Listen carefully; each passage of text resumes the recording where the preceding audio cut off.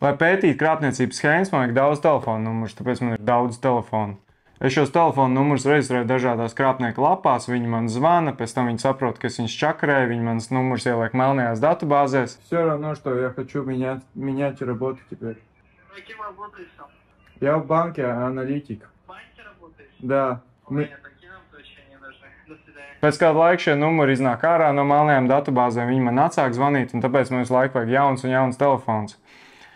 Pirkt tik daudz telefons, protams, ir ļoti dārgi, tāpēc es nolēmu izmēģināt, noriskēt un nopirkt Samsung Galaxy A05S par 99 eiro. Tas ir gandrīz 13 reizes lētāks par Samsung Galaxy S24 Ultra. Es gribu izpētīt, vai šis telefons tiešām ir 13 reizes sliktāks par šo telefonu. Protams, es nesaku, ka nevajag pirkt arī labus telefonus, jo tie noteikti būs ātri un atbalstīs jaunākās datorspēles. Bet tīri sociālajiem tīkliem un internetam, es domāju, šo varētu pietikt, bet to mēs līdz pārbaudīsim.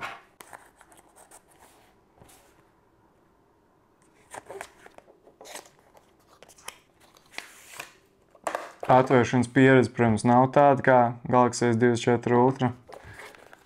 Iepakojums ir diezgan lēts, bet mēs jau nepērkam telefonu iepakojumu dēļ.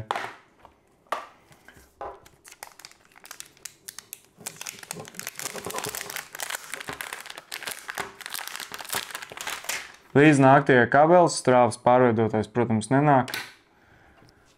Ekrāni diezgan līdzīgi izmēra. Es teiktu, ka ekrāni ir vienādi. Slēdzam iekšā.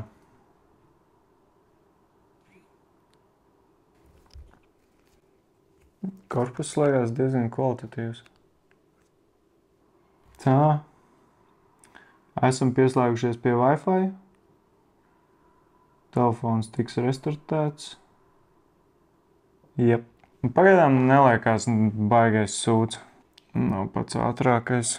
A few moments later. Ļoti ilgi setupojās. Reāli, ja pa 99 eiro var nopirkt, izskatās pagaidām lietojumu telefonu, es skrienu uz veikalu un vienkārši pirkt vēl 5 tādus.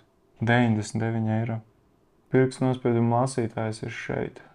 Atšķirībā no Galaxy S24 Ultra, kam pirkstu nospiedums ir šeit pa vidu.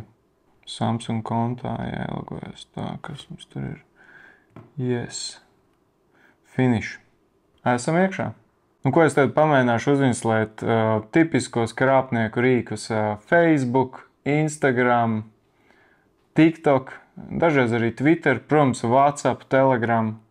Un papētīšu, kā ir tos lietot uz šī telefona. Much later. Es ainstalēju visas atjauninājumus, visas vajadzīgās lietotnes, pagāja diezgan ilgs laiks, un telefons paspēja pa to laiku diezgan uzkarst. Gāja ļoti lēni, jo šim ir Qualcomm Snapdragon 688 kodola procesors, un es zinu, ka tev neinteresē viss šīs muļķības. Kā ir lietot šo telefonu? Sāksim ar rakstīšanu. Messengerī parakstīt var diezgan ātri. Patiesībā nekādu problēmu neredzēju. Facebooks. Arbūzu audzēšana Latvijā ar katru gadu kļūst aizvien populārāk.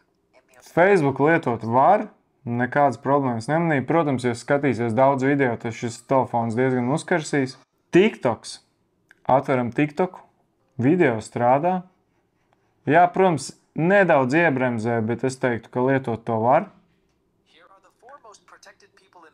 Tev noteikti arī interesē, kā strādā kamera. Un man arī tas interesē, jo krāpniekiem bieži vien ir jānofotografē savu dokumentu vai kaut kādu parakstītu līgumu un jāizsūt viņiem.